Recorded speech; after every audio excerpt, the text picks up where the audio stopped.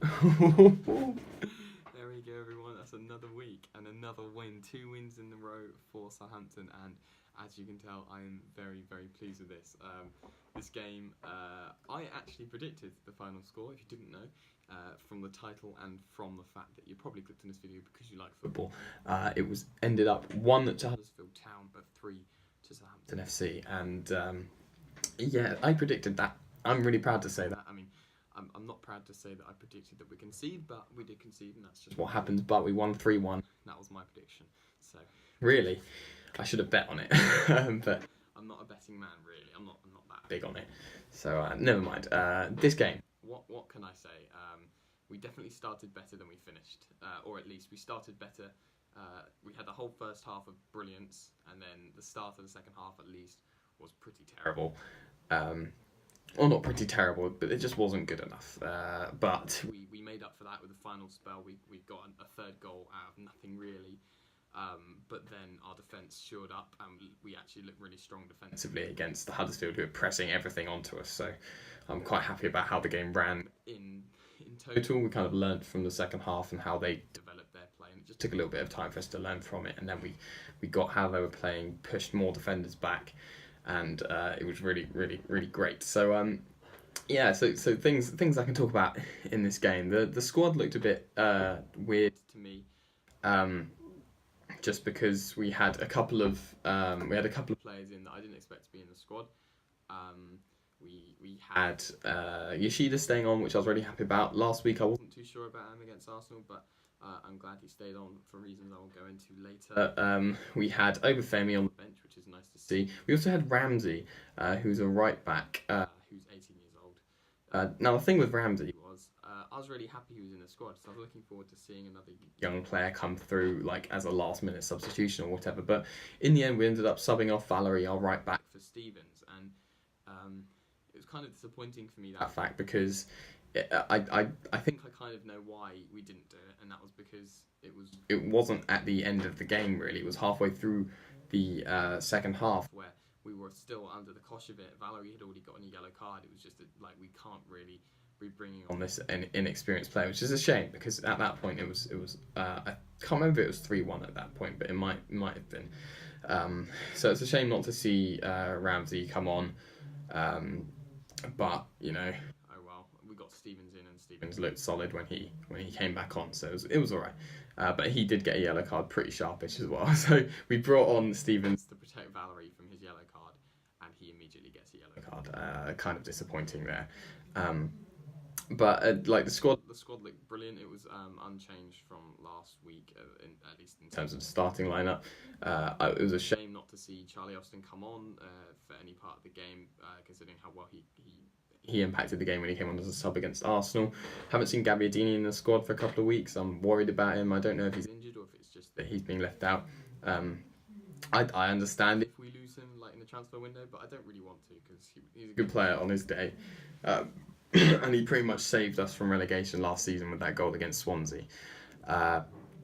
So how the game ran, it started off pretty quickly actually, because of Nathan Redmond, and this goal that Redmond scored was really good. And the main reason I say this is because I love Højbjerg at the moment. I absolutely adore him and how he's come in to be the captain of our team and puts his all into every game. This game was no different. He played so well. Unfortunately, he got a yellow card, which means he's going to miss out on next week's match against West Ham, which is going to be quite a big one because West Ham are doing a lot better than Huddersfield have been, and I'm kind of worried. I think West Ham lost today. Yeah, they lost 2-0 to Watford, and Watford are where are Watford? They're sixth. So obviously, like they're losing to Watford, but hopefully we can use that kind of downtrodden nature of that game to boost our performance next weekend. We don't have Højbjerg, but he played brilliantly. The Party played to Redmond. Anyway, I went off on a weird tangent then. Party played to Redmond was great. Defenders, unfortunate, I guess. Like it got played just behind him. He couldn't get his toes on it. But Redmond's finish was a fantastic one, and I'm really glad that he's finally gotten off the run for this season because the entire game, and for the largely the last number of games, he's looked brilliantly. He's looked brilliant, and I'm really happy to see him getting back into form because last season he was disappointing. Guardiola had a word with him, like, you need to get back to how he used to play, and he has, and he looks fantastic. And he's our main creative influence, I feel, in the team next to Højbjerg. So the partnership that they're forming looks really, really promising. So really glad for that. Kind of a lack of other chances in the second half, and then we suddenly get a penalty, and who's going to take it? I wonder. Probably Mr. Danny Ings. I mean, he didn't take the penalty against was it against Crystal Palace, the one that Austin missed or got saved. We ended up winning that game anyway, but yeah, that wasn't good. So getting Ings to take this much better decision, I feel, from Hasenhüttl than someone else. I mean, I'd have liked to see Højbjerg take it, but Ings is just a tried and true finisher, and that penalty was glorious, right into the corner. How perfect can you get? So confident, so cool, so calm, so collected, and perfect way to go 2-0 up at the break. Like I say, this first half performance was pretty good, largely devoid of any major chances. McCarthy made a couple of good saves, but didn't really get troubled too much. Then we go into the second half, where, as always, you've got a period of time where the manager can tell the players how they've watched the game and how to play against their opponents after seeing them for 45 minutes. So naturally, a team that's behind is going to come in probably pressing harder, and Huddersfield did that, and they managed to get a goal, which was a shame, really, because it was a crap goal. It was really, really bad, and I say McCarthy had a good first half.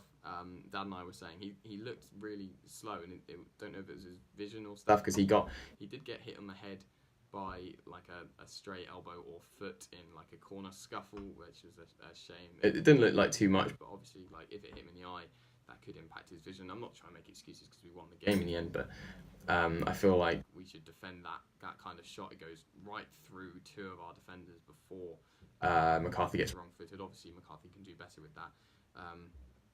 And they've got one back, and this is when I'm like, oh well, this is the Southampton classic of the last two seasons, where we're winning 2-0, or we're in a winning position and we lose it, like happened against Man United. Luckily, we weren't playing against Man United again today.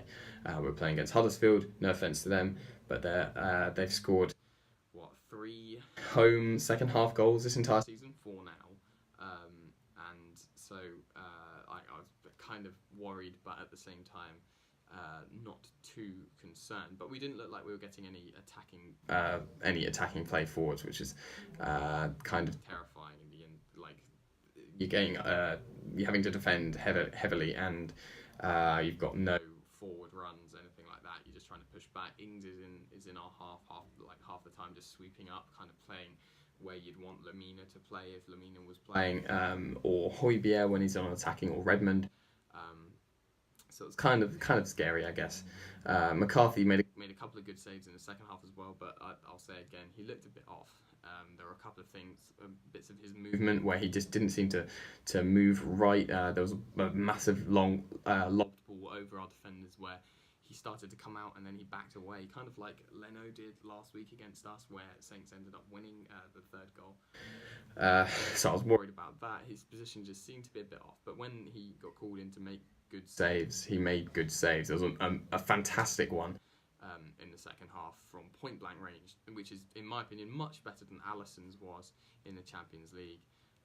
Fantastic save, just like Alisson's, right? It gets hit straight into him. It's good keeping. I'm not denying that, but this time it was hit to the side of McCarthy, and he still reacts to get a strong hand to it and tip it around the post.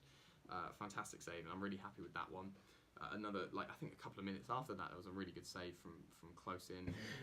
But our defenders, after this kind of period of Huddersfield looking dangerous, really solidified up. We saw Yoshida really get into the game. Wherever they had a ball coming into the box, he didn't miss a single one, apart from right at the end. He won every single aerial battle. And he just seemed to be in the right place at the right time. I'm really glad to see Yoshida coming back in. Dad and I were talking about Yoshida before. We just need to see him playing regularly, because when he plays for Japan, he's always excellent. And that's because he's always in the team. Whereas with us, he's not always in the team. We had Hoot taking his place for basically the duration of an entire season from last season to this. And it just didn't work for him. So I'm glad to see him coming back in. He's gradually getting more confident.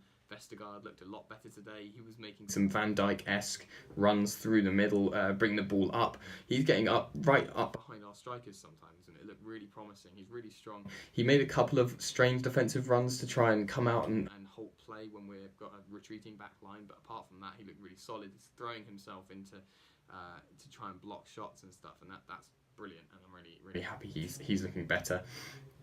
And then kind of against the run of play, I guess we got a third goal, and who else but the man who comes in for Danny Ings going off, just because we're like trying to conserve Danny Ings so we don't lose him to another injury. Michael Obafemi, and that made me so happy to see Obafemi score. And upon first viewing, it looked like a kind of a weird goal, and kind of one that he nearly screwed it up because he just missed a chance as well, a really good chance. And there were a couple of chances actually that Obafemi had in this game, even after his goal, where he really could have done a lot better, but he's just a bit inexperienced. He's definitely a striker rather than a kind of centre forward that you can play off of. He's much better at shooting than he is at passing, but he did fantastically well with this goal. Instead of shooting straight away, Redmond does amazingly, by the way, to get this ball off the defender and just pass it in calmly. We had Lamina behind Obafemi, but Obafemi didn't need him. Feints to shoot, stops the ball. The defender slides in, takes all of the keeper's concentration away, and Obafemi can just slot it into the corner. I'm so happy he's finally got a goal for us, because he's had a couple of chances this season. He played really well against Man United when he was on. And it's nice to see him finally get a senior goal, and he is the youngest Southampton player to score in the Premier League. I think he's 8 days younger than Dexter Blackstock, which is a pretty awesome record, you know. So I'm really happy about that. But yeah, it was a good game. I mean, Huddersfield did put up a fight for a bit of the game, but towards the end, I'm like, yeah, we've done this. We've sorted this out, and it's another 3 points for Southampton. Like I say, we're playing against West Ham. That's going to be a tough game. We don't have Højbjerg. We're going to have to see Lamina starting with Romeu. Romeu's been a bit off recently. He played quite well today, but I much prefer Højbjerg at the moment. But it would be nice to see Lamina come in. He came on as a sub and he looks quite dangerous. He didn't really get on the ball that much, but he looked reasonably dangerous, I guess. After that, we're playing against Man City and then Chelsea in the new year. So it's going to be a tough number of games, but hopefully, with these two wins, if we don't get much out of the next couple of games, we'll at least cushioned ourselves, because, I mean, in the last couple of months, we've only had, since the start of the season, before these last 2 weeks, we've only had one win. And so getting two more is really valuable to us. We're now up to 16th, which is fantastic. We're only 2 points behind Newcastle. Crystal Palace won today, unfortunately, against Man City. Like, how are they doing that? Man City are dropping points. Liverpool are loving life at the moment. So it makes it a bit difficult for us, but Cardiff went down in points today, or they went below us, which is nice. We've got a little buffer between us. Sorry, you're not meant to be in here. Do you want to come round up the video with me? Sorry, this is weird, but I like it. Come here. Oh my god, he wants to be up here with me. Hello? Hello? Oh yes. Hey, you going to say goodbye to the people for me? Yeah, so hopefully we can keep this winning attitude up. Get some more points under our belt. Maybe draws, like a draw against West Ham at home would be nice, but a win would be brilliant. And just maybe, like, I don't know, just shore up our midfield. We don't have Højbjerg. It's going to be a bit difficult, but I'm sure we can pull through, because Hasselhunter has done some amazing stuff with us already, and his reign is only just beginning. So I'll see you guys next week for our game against West Ham. Until then, make sure that you stay safe. Have a really good day. Like if you enjoyed this video. Comment down below your opinions of the game. And subscribe if you want to see more Southampton FC match reviews. And we'll see you guys next time. Bye-bye, says Cracker. Bye-bye, says me.